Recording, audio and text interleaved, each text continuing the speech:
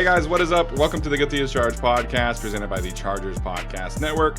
My name is Steven and I'm the host as always, and joining me is my guy Tyler. Tyler, what's up, man? How you doing today? I'm doing fantastic, man. I got a pretty sweet Chargers hoodie on. Love the stuff from the team store. That stuff is always the best. So I look great, covers the fat, all good, man. I love it. How are you doing, Steven? It doesn't need to cover anything. Who are you kidding here? Doing good, man. The weather is starting to cool down up here in Central California, which is really nice considering it was 85 degrees on Sunday, and I was sweating in my seats on Sunday at the game. But it was a fun game. You know, Brooke and I did the day trip down, had a great time, met some of our loyal listeners, so it was great. It was an entertaining game, which we will dive into, but yeah, lots of fun for sure. Really quickly, I have to give a shout out to obviously the team and anybody that does any of the production stuff. I thought being there for the first time this year, there were a lot of new changes, and I really enjoyed those. Just like the game day atmosphere that the team creates is so outstanding. And then the halftime show, it was a little teary eyed, man. A little needed some tissues because the Chargers did a wonderful tribute to veterans and everybody that has served. It was just super well done. So just truly such an outstanding like game day atmosphere that this team creates, and really grateful for it because it just makes the games that much more fun to be at, more entertaining, and just more enjoyable overall. Yeah, SoFi, the building itself, the stadium itself, could have left it. And honestly, it's like a new wonder of the world. You could have just done that. But the Chargers have really cranked up, I think, the atmosphere this year. Esther Anaya, the DJ slash violinist, has a whole new stage now, and it's fantastic. And she's just crushing it in pregame, crushing it the whole time.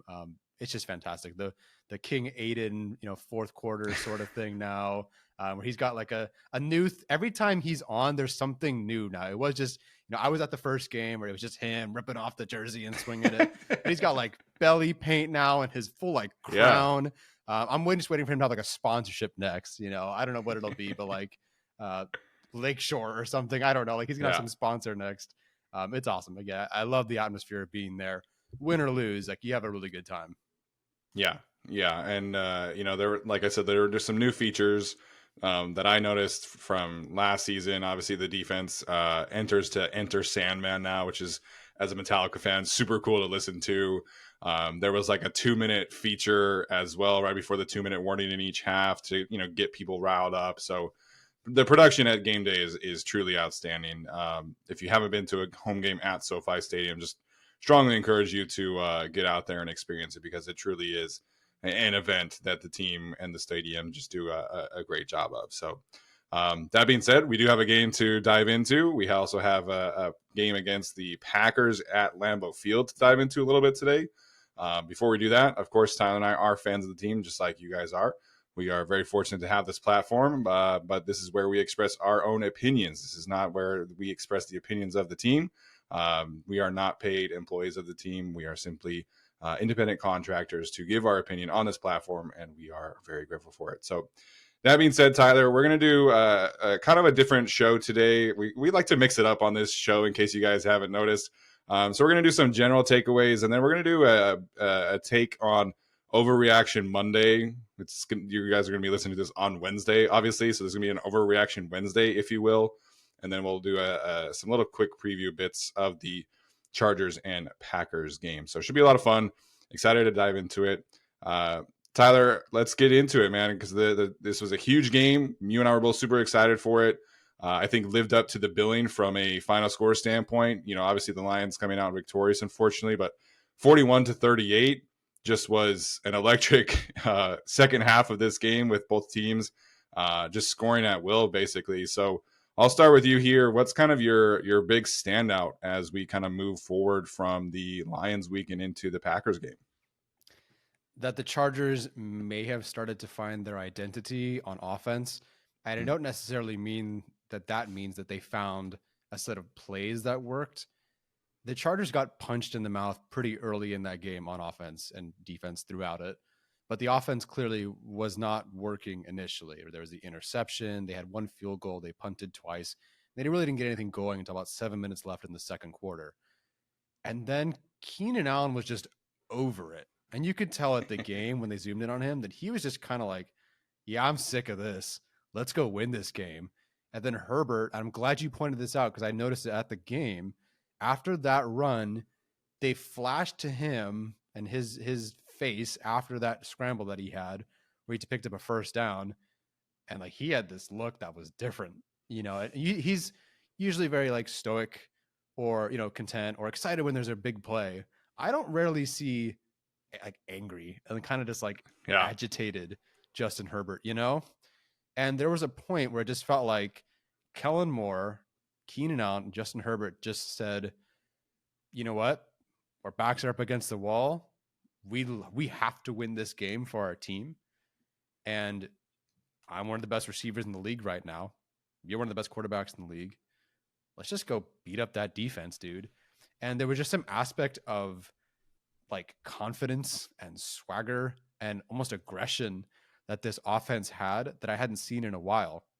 And if you rule out the rushing plays where they're at the 1 yard line, so you take away the goal to go stuff and all the 1 yard attempts, they averaged 5.45 yards per carry per attempt in that second half.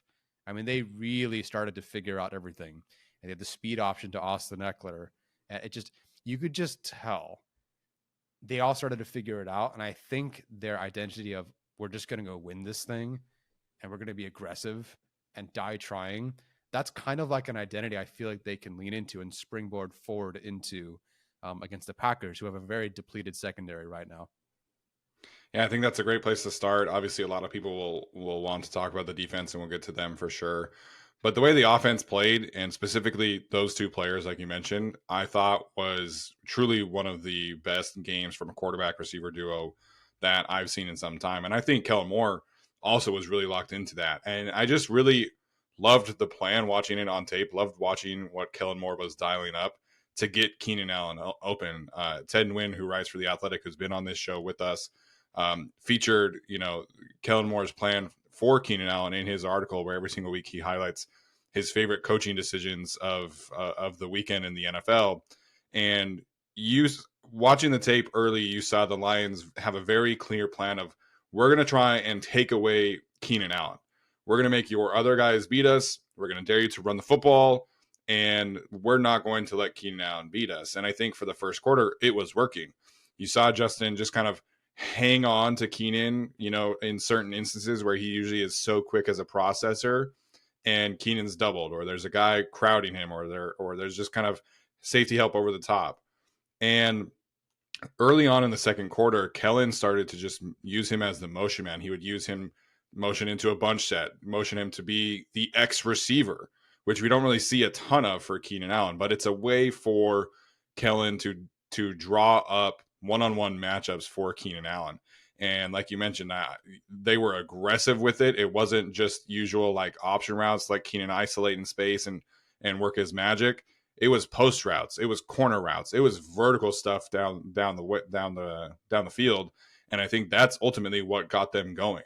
And I think that Kellen has tried to, I think, kind of balance what the Chargers had been previously versus like his own thing. And I think we've seen the Chargers kind of struggle with a little bit. And I think they got back to what Kellen is really used to this week. And I think that really paid dividends with how aggressive they were, how vertical the passing attack was. And we saw Jalen Guyton get involved. We saw Quentin Johnson get involved. We saw some targets to Stone Smart. We saw Donald Parham get involved. It just was refreshing to see. And it was, obviously Justin getting back to really playing at the level that we expect of him. Leading 5 touchdowns in the final 5 drives of the game for the Chargers just was, they needed every bit of it, man. And I remember sitting in the game when it was 24-10, or it might have been 17-7 or 17-3. I can't remember specifically what moment it was at. But I remember looking to Brooke and just saying, like, this is a game that Justin just needs to come in and take over. And he did it because, obviously they didn't win, but this is a game where Justin Herbert just reestablished himself as a guy who said, you know what, I can bring my team back in this kind of game. And unfortunately came up short as a team, but Justin just put on a show, man. And it was outstanding to watch in person and on tape. Yeah. And I say the whole Keenan Allen thing. I talk about Keenan Allen because he was awesome in that game, but I don't mean that they only can throw to Keenan Allen, only do that, because that's been part of the Right. frustration, right? You started to see, though, that Herbert just takes that next step when the trust in other players is also there.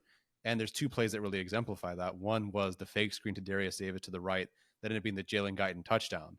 Yeah. Jalen Guyton was going to fake, like we've seen this a couple times throughout the season from the Chargers. It looks like they're setting up a screen.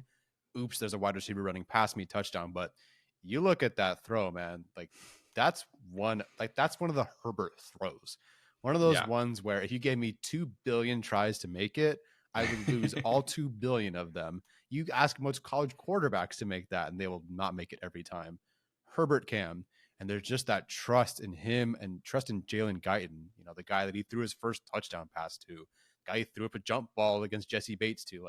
There's just a trust with him and Jalen Guyton, just knowing where he's going to be. And it was just beautiful, beautiful play design, beautiful throw. And that was the throw where you're like, okay, Justin's back. And the other one is whether he had to scramble and throw to Quentin Johnson. I didn't really realize this until I saw JT O'Sullivan discuss it on for the QB school. Spent I think 38 minutes talking Justin Herbert. Was just that's my thing, man. Go He's watch so that good sort of too. JT O'Sullivan is fantastic. He is, and he makes it fun to watch, right? And it's fun when it's Herbert and he's really stinking good, right? Yeah. He was rolling to his right, and Quentin Johnson. This is a big trust moment right here. Quentin Johnson knows Herbert has to scramble, and you can see him just wrap from wherever he was, 20-ish yards down the field, wrap around to his left and turn around, and Herbert has to throw running right to his left to that side of the field as Quentin Johnson is turning around. Oops, hit my mic. Is turning around to try to help out Herbert, and he picks up a huge gain. That is a huge trust building thing for Justin Herbert. So yes, Keenan Allen is the engine. Herbert's obviously the quarterback. Keenan Allen, Justin Herbert, that's the thing you do really well. But starting to find trust in other guys, Quentin Johnson doing that for Justin Herbert and being reliable there, and then Jalen Guyton being back and allowing Justin Herbert to feel that comfortable, you just see this offense is we're going to figure it out. I really feel like, while I don't think they'll put up 38 points a game, I definitely think this offense is more back on track, because say what you want about the Lions defense and what you think of them maybe historically, they were 2 spots better than the Jets in dropback EPA going into this game. Does that mean they're a better defense? No, I think the Jets have a better front seven, of course. But the Lions were a pretty good defense. And Herbert, Keenan Allen, Kellen Moore, and everybody just said, yeah, we're going to shred you. Yeah, to your point, I saw this stat earlier today. Let me make sure I find it. This is from Ian Hartitz. I think I said that right. I apologize, Ian. He works for PFF. He pointed this out, that just 8 defenses in the NFL have caused quote unquote havoc plays on over 50% of their opponent's snaps. So a havoc play is a tackle for loss or no gain, a forced fumble, an interception, pass deflection, or a pressure that results in a hit on the quarterback. And the Lions are one of those teams, one of those 8. So the 8 are the Browns, the Cowboys, the Jets, the Bills, the Lions, the 49ers, the Eagles, and the Ravens. So those are teams that, pretty good. And the Chargers have played a bunch of those teams also. But those are the teams that are creating negative plays at a really high level.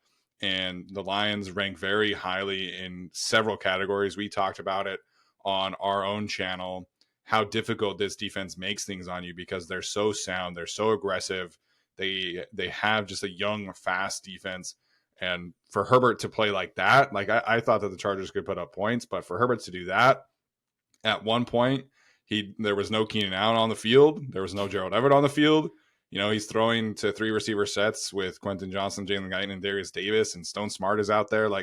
It truly was one of Herbert's best games as an individual. It sucks that it came in a loss, but it was just such a treat to watch him on tape afterwards, because I thought that he really just, you could tell the moment that he just decided to put the offense on his back and will the Chargers back into the game. And they did that, and they had a chance to win, and that's all that he should do. Quarterback discourse, national media is ridiculous this week. Football is a team sport. Anyways, that's my little bit rant about that. So I thought Herbert was fantastic. On the flip side, this defense, just like the Chargers did to the Lions shredded the Chargers defense. Daniel Popper pointed this out. There have been 14 times where an offense in the NFL has put up at least 475 yards. The Chargers defense has given up 4 of those 14 performances. watching the tape was not a fun experience from the defense. It was just the physicality, the route running, the creativity, everything was on display. Um, and what the Lions were able to do was just, it was shocking. Like it looked like two completely different teams out there. So my takeaway from the defense is basically that they have to make changes, like large scale changes when they are facing an above average defense. I think what this defense does well works against offenses that are subpar, works against quarterbacks that are subpar, young, it confuses them. But when you go up against this kind of offense, you I think you have to be a little bit more aggressive to try and disrupt them. And I think that Brandon Staley wants to keep things in front of him. He wants to trust the defensive line, which, to their credit, has been playing very well this season. This was not a good game. You know, the Lions' offensive line is an absolute unit.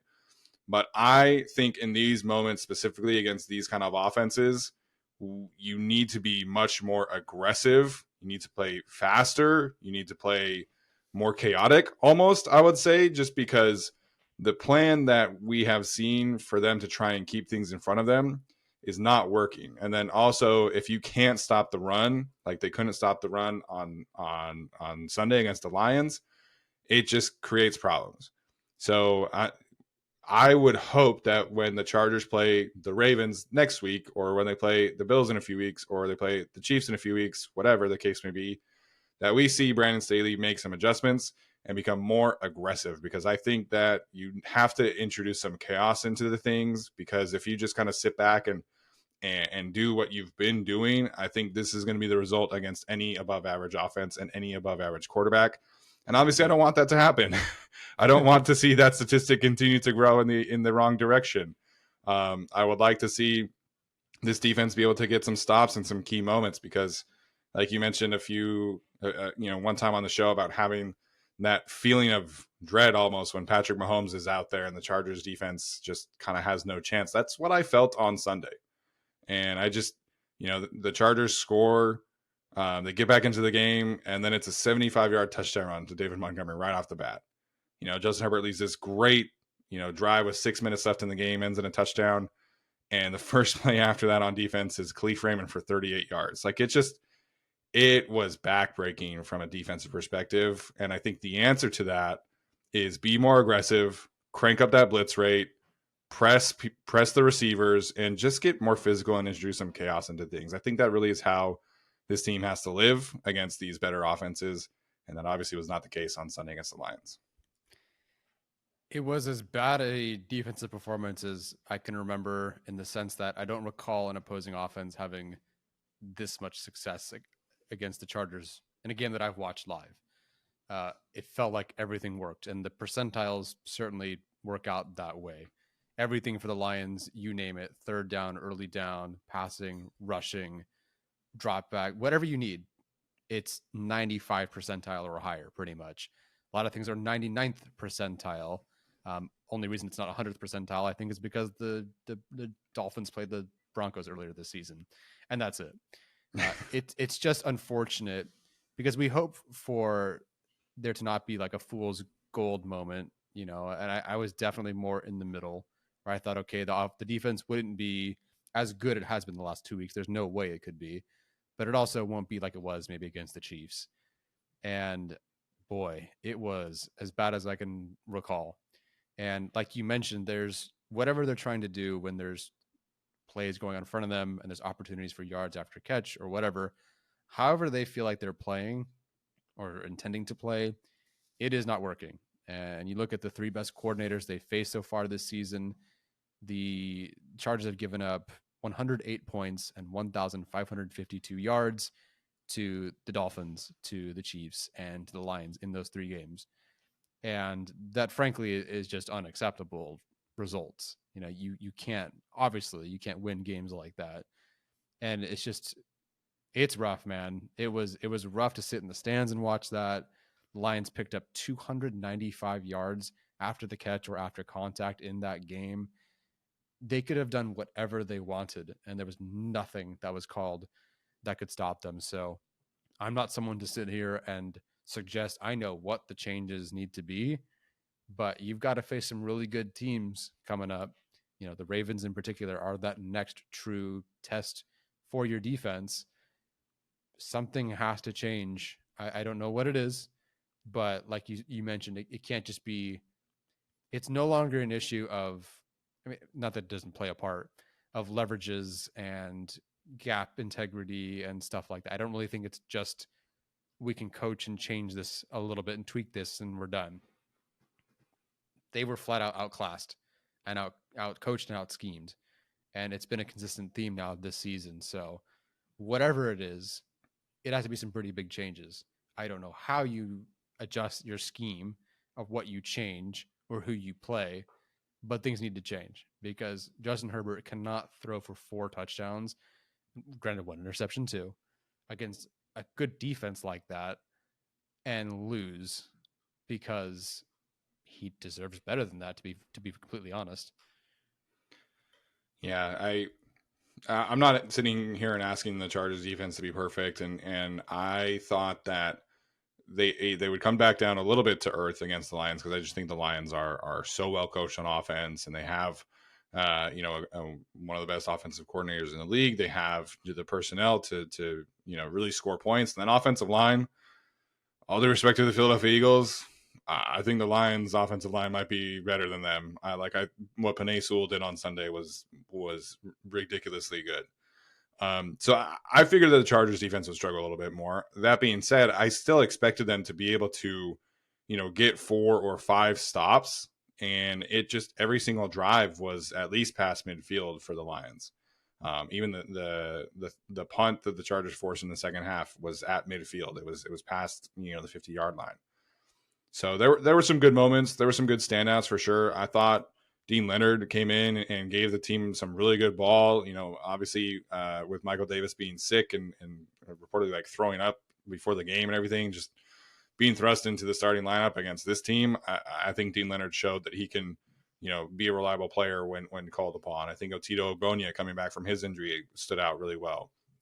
Khalil Mack had some good plays. Derwin James had some good plays. It's just, It wasn't enough. And against this team, when they get in that kind of rhythm, I think you just have to kind of change things. And I don't think the Chargers were ready and willing to do that. So, this is the Chargers find themselves in an AFC that is just completely jumbled up. There are 13 teams that legitimately have a chance at the playoffs right now. And you got to make changes on defense. Otherwise, I think you're going to be on the outside looking in once we get to week 18. So we'll see what happens. I think this week, it's obviously going to be a challenge. The Packers, we'll get to here in a minute, have some very talented players. They have coach Matt LaFleur that I really respect a lot from an offensive standpoint. But the Packers offensive line is not the Lions offensive line. So hopefully this defense can get back on track, and specifically the defensive line. Yeah, I think with the defensive line, the edge rushers in particular, I think everyone was ready to jump back the other direction. Like, oh, just kidding, these guys are fraudulent. I really feel like the Lions just did everything they could to make sure there was no pressure. Like, 1, they had the offensive line to do it, and 2, they basically ensured that the Chargers rush was not going to get there. They tried everything they could to make sure it was difficult for the Chargers rush. So I understand the frustration, going from 40 pressures and 8 sacks to 6 pressures or whatever it was, is a bit of a dramatic shift. But I think the Lions themselves did a really good job scheming away from that. Yeah, absolutely. All right, guys, we are going to take a quick break, and then we'll be back for some overreactions to this game and about the Chargers season, and then we'll get to some quick thoughts about the Packers game as well. All right, we'll be back in a second. Hey, guys, VIP ticket packages for the first ever Super Bowl in Las Vegas are now on sale, and only On Location offers all-inclusive experiences worthy of the entertainment capital of the world. Ticket packages boast an array of offerings such as premium seating to the game, epic pregame parties with headline talent, NFL legend appearances, premium drinks and fare, and much more. Visit NFLOnLocation.com or search NFL On Location today. Your football experience of a lifetime awaits only with On Location. Okay, Tyler, let's get to some of these overreactions that we wanted to hit on today. This is obviously a bit of a shout out to Rich Eisen and all the work that he does for NFL Network and his own show. I think his Overreaction Monday segment is fantastic. Pat McAfee does overreaction segments as well. I think it's a good way to really kind of gauge where things are at in some instances. So we have some ideas. We'll touch on some of them. I think we both talked for a little bit more than we were planning about those segments, but it's all good. All right, Tyler, first one I want to get to was your idea that Keenan Allen will lead the league in receiving. Is that an overreaction, or do you think that is really a legitimate possibility after what he has done through the first 10 weeks of the season? So for context, Tyreek Hill is in the lead with 1,075, and Keenan Allen is at 895. So, there's a ways to go, right? I don't think it's an overreaction. I'm not saying that I'm going to go out and bet money on this, but I really feel like Keenan Allen could do it. And the way that they're playing right now and the way they found ways to get him freed up, involved, the way Herbert is obviously playing, Keenan Allen, I think, owns 2 of the 7 highest yardage totals in a single game this season for him, the Vikings game being more. But with the most recent game that he had, I don't think it's an overreaction, man. I really think that he can press for that number 1 receiving yards title. Will he get there?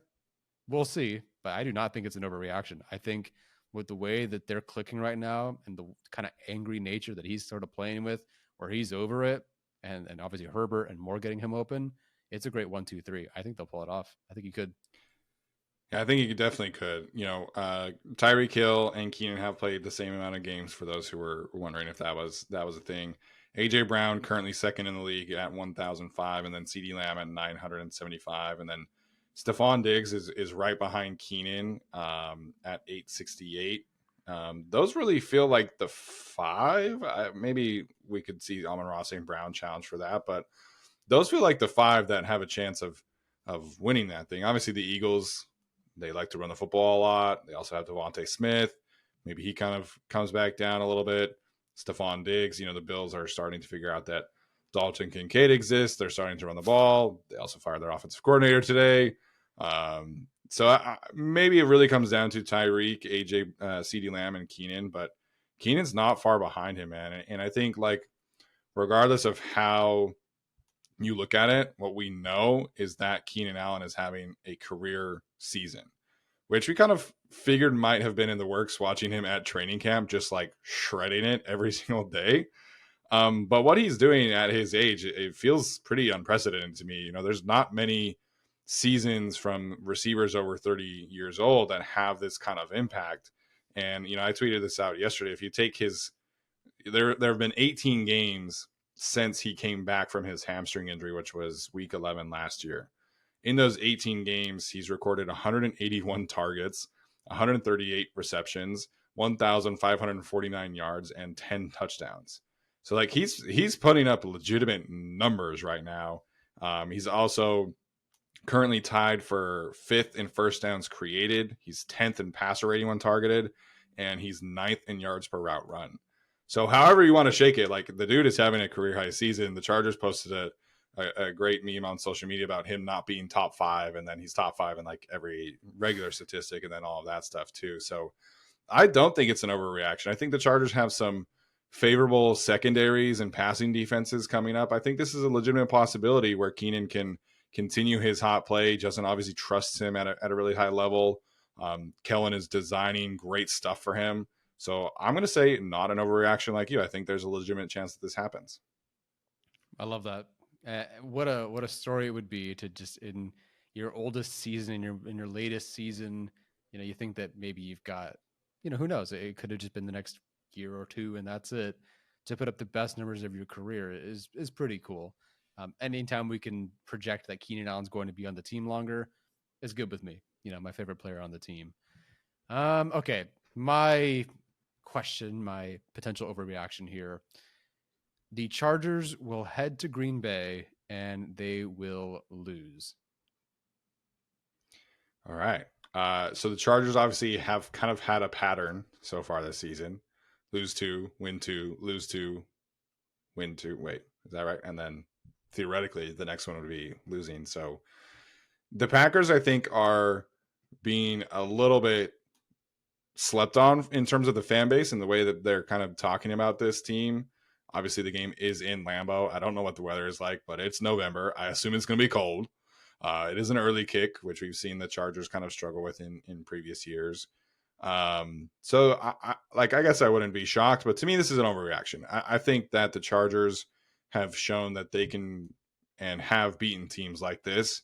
I don't really have the same kind of feelings about the Packers defense that they can hold down Justin Herbert and Keenan Allen right now. Obviously, that they have, Sean Gary and Jair Alexander and some good players, but Joe Barry, their defensive coordinator, has allowed a lot of yards, a lot of points, and I think that this is an overreaction because I think the offense is just going to carry the day a little bit. So, the Packers offense is also not the Lions offense. It's not the Chiefs offense. It's a good unit, but it's not that much. So for me, I'm going to say that is an overreaction. Okay. Yeah, I definitely agree with you. And Alexander might not even play that game. So that the Packers outside corners are a former undrafted free agent and seventh rounder. Not to say that means that they're bad, but it certainly does not mean that they are Alexander. So it seems like the Chargers offense is going to be just fine in the passing game. And this Packers rush defense has not been great. They try their best to defend the pass and at the expense of their run defense. And so Joe Barry, unfortunately, the defense hasn't been great. So I think the offense will do enough to carry the team. I mostly just wanted to ask that because I know you like LaFleur quite a bit and you were higher on the Packers, not like to an outrageous extent. Yeah. But you did believe in what they could do this year. They started strong, but then just the little pieces here and there have fallen off. Bakhtiari plays one game, then that's it for the rest of the season. Jenkins has been hurt. Alexander's been hurt. Ship out Will Douglas. So a lot of changes since the projections of what they could do.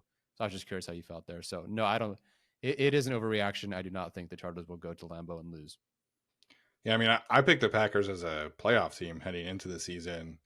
You mentioned some of those injuries. I think just how young they are on offense has really shown up too, and just a lot of the injuries on defense have just kind of,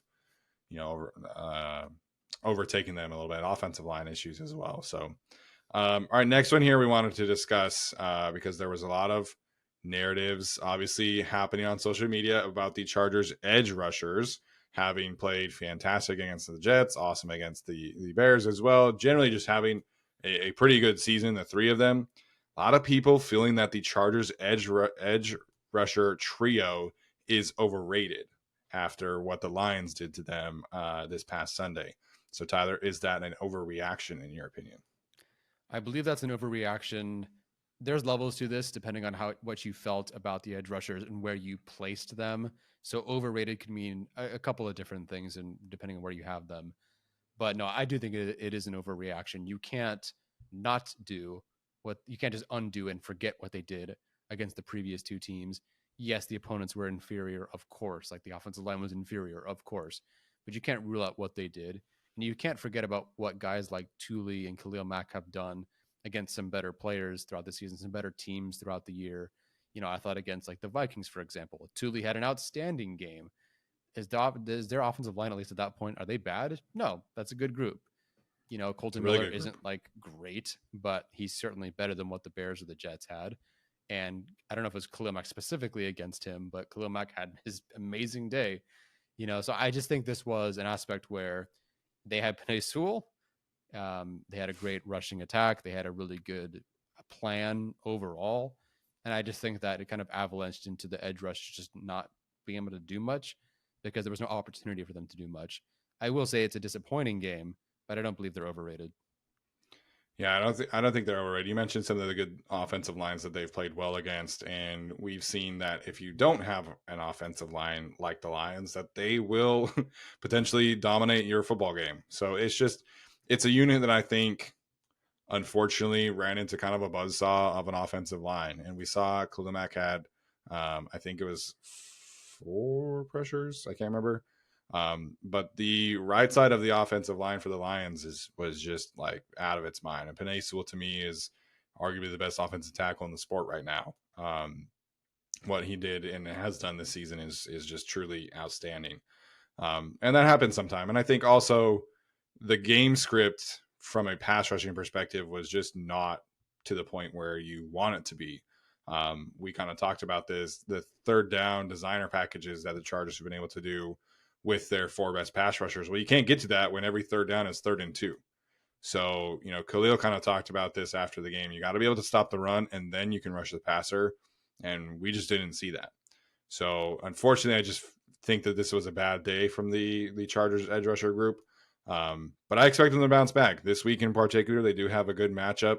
Rasheed Walker and Zach Tom are good young players, but they're not Penei Sewell and Taylor Decker. So, should be a positive matchup for the edge rusher trio. I think you still look at their numbers as a whole, and all three of them have had really fantastic seasons, from an efficiency standpoint, from a pressure standpoint, from a run defense standpoint.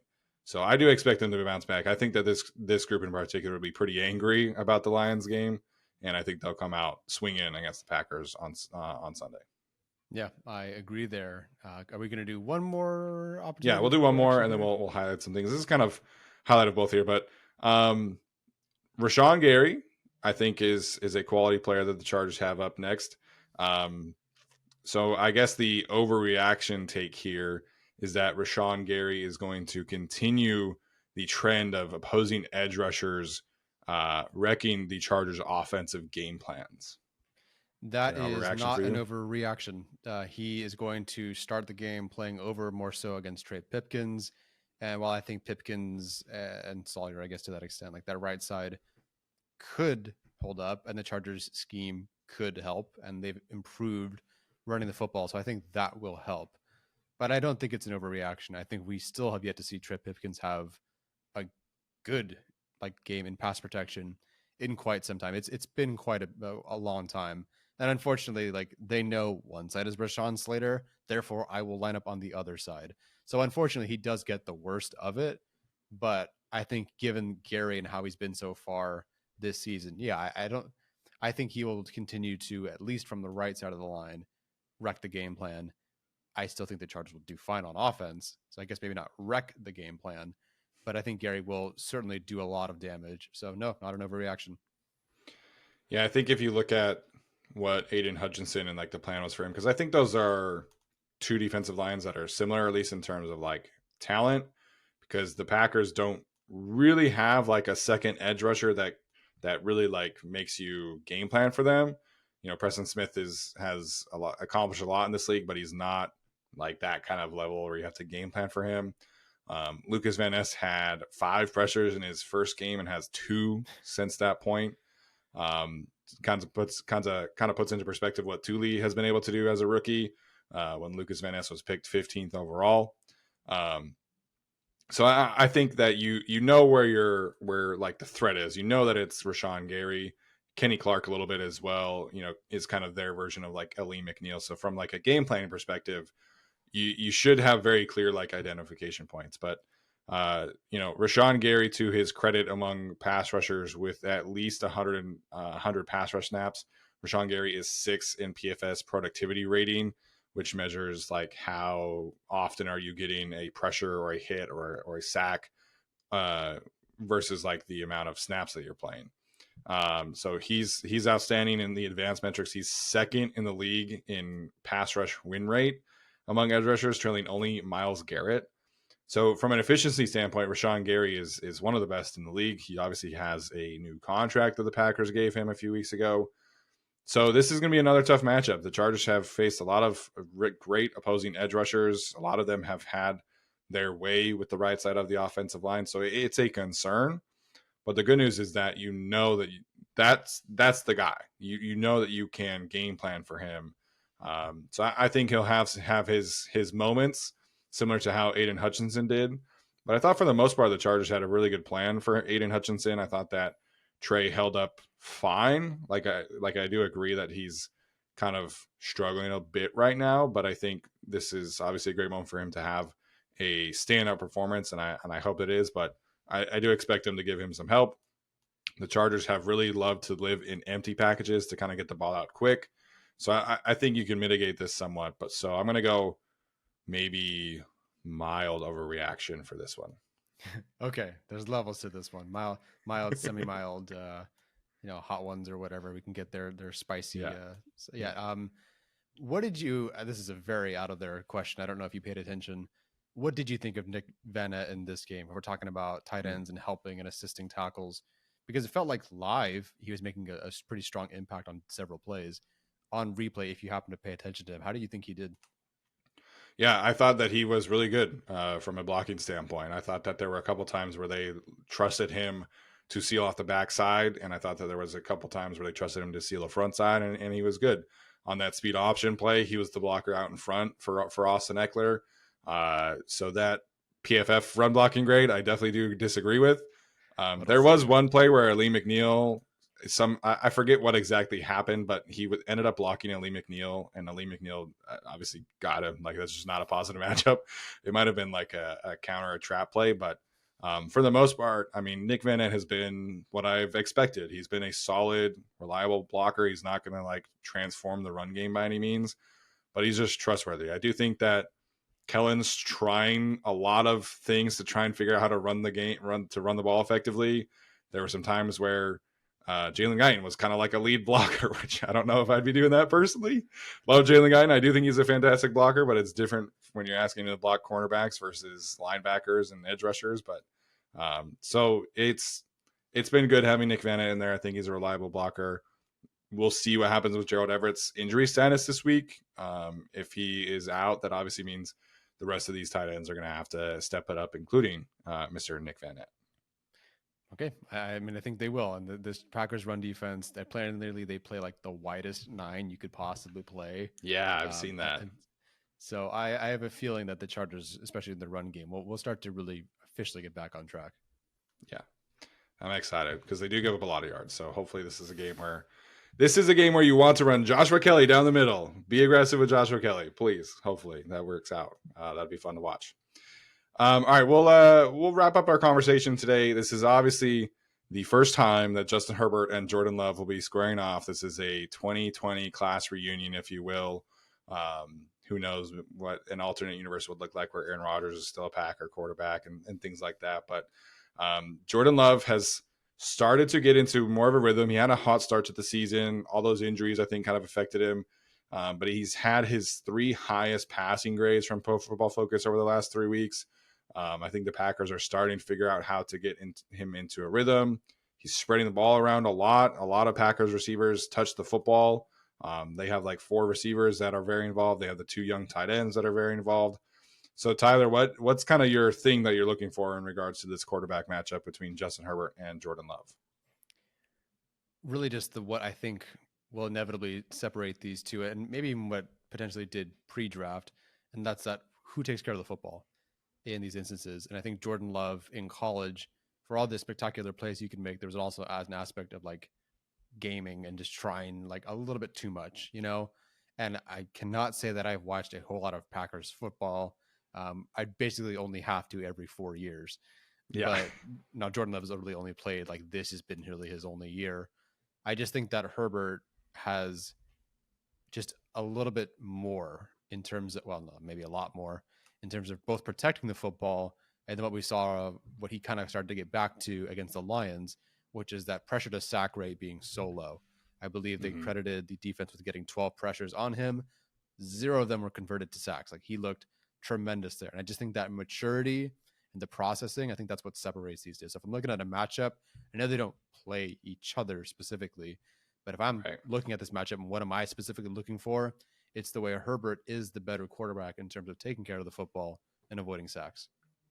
Yeah, I think it's just the consistency level. I've watched a couple Packers game. I watched them play the Falcons. And, I like watching Matt LaFleur. I think he's a really underrated head coach. And I think the Packers have some good players out there. But just like the consistency aspect of things, you look at how Jordan Love manages pressure, how he is able to get out of the pocket or not. Obviously when they design chances for him to get out of the pocket, he throws a beautiful ball. He's got great arm talent. But if you can just muddy the pocket around him, I think that's obviously where that's in general, right? But specifically this week against Jordan Love, his footwork, his arm mechanics just kind of tend to get out of whack if you get guys around him. So to me, this is like, a big game for Otito Ogbonia to contribute as a pass rusher, Sebastian Joseph Day to contribute as a pass rusher. Nick Williams has had some good moments just from like a push the pocket perspective, and you want to get those bodies around him as much as you possibly can and allow the edge rushers to turn the corner. As long as you can keep him in the pocket, I think that's really the key thing. But just the consistency aspect of things, like Herbert, what you're getting, relatively speaking, on like every single play. Whereas Jordan Love still has that this is his first year starting kind of vibe to him where he can get a little chaotic at times. And I think if the Chargers can bring some of that chaos out, we could be looking at, maybe like a interception and a strip sack kind of performance, maybe 2 interceptions. I don't know. That might be a little bit rich, but this could be a game where the Chargers defense creates some turnovers, which could really help them kind of erase the memory a little bit from what happened this past week against the Lions. It's interesting looking at Jordan Love's like game by game. He only has 3 games this season where he didn't throw an interception, but then it's interesting because then you look at his turnover worthy play rate, and he's one of the best at avoiding turnover worthy plays. So I am very curious what that means in terms of the film and the production. Maybe you've seen something different where like maybe LaFleur, it just has like 90% of it is all very easy stuff for him. So the volume is there where he can avoid the turnover worthy plays. But then when it's time for Jordan Love to go be a quarterback and make the quarterbacky plays and do the quarterbacky things, that's where he gets into trouble. I don't know. Packers fans, if you're listening, let me know in the comments. Drive up the engagement. Tell me I'm wrong. But hey, I at least pointed out the fact that, okay, I do have to admit his turnover-worthy play rate was actually impressive, and it's actually better than Herbert's. Yeah, that was a surprise looking at the numbers, but I think the thing with Jordan Love, where he got a little bit of a rough patch, I think he does have some confidence right now. He had 5 big time throws according to PFF this past week. So did Justin Herbert, for what it's worth. That's the thing with Jordan Love is if he's playing confident, like he's going to trust his arm and he's going to throw these passes into really tight windows. And if he's on it, like those throws will be consistent. The Packers receivers too are very young. They've been prone to some drop issues this season. So, this past weekend was a good game from the Packers receiving corps. They didn't drop many passes, and obviously it resulted in one of Jordan Love's best performances. So, if you've been listening to our show for a long time, obviously you remember our guy Jason Ballier, who started the podcast with us. He wanted the Chargers to draft Jordan Love at 6 that year. So this is a fun guilty as charged game, man. We'll see what happens. Obviously, we're all very happy with Justin Herbert and the way that he has panned out. But this is the first time, maybe only the last time, that Justin Herbert and Jordan Love will match up. We'll see what happens in Green Bay with Mr. Jordan Love. But it's a fun narrative game. Obviously, fun to revisit some draft stock. Shout out to Jason. I don't know if he's going to be listening or not, but that was a fun draft narrative in our first year covering this team. So should be a lot of fun.